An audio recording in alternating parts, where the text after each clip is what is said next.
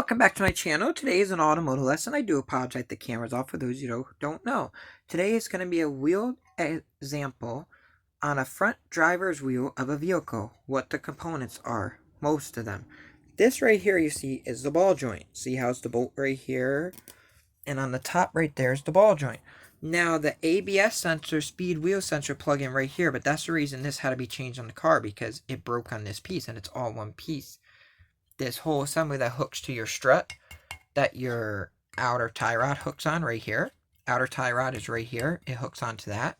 Your strut hooks onto this. The pole of your strut assembly goes on here. If you get a complete strut assembly, the bottom pole of the strut goes right in there, and it's a bolt that holds that on.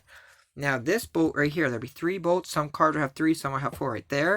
Right there, and right there will take your wheel bearing off. Now we're going to go to the wheel bearing. Wait. Right there is your caliper bracket.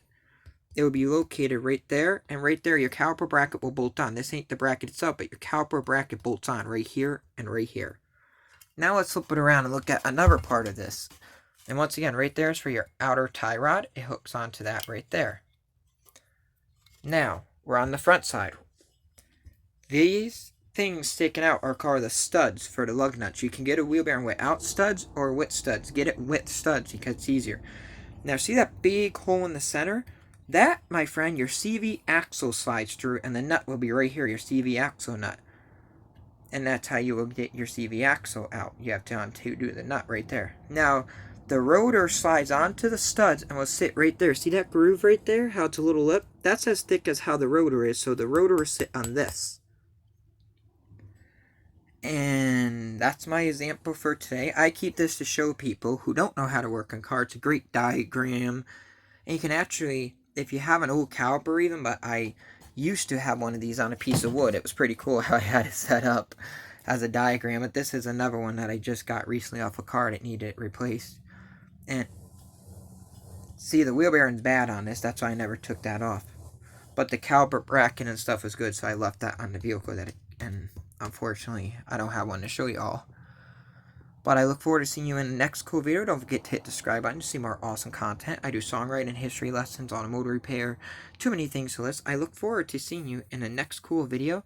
Don't forget to hit that subscribe button. I will see you in the next video. Don't forget you can do whatever your heart desires. Anything is possible as long as you put effort and time.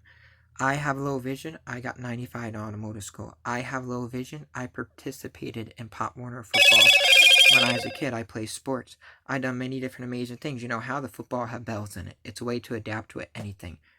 I will see you in the next cool video. And if anyone else is blind out there and you want to learn how to work on cars, they have talking tire gauges, talking engine light tools, many different options that can help you become an automotive technician. Look forward to seeing you in the next video. Be safe. Peace. Shutter.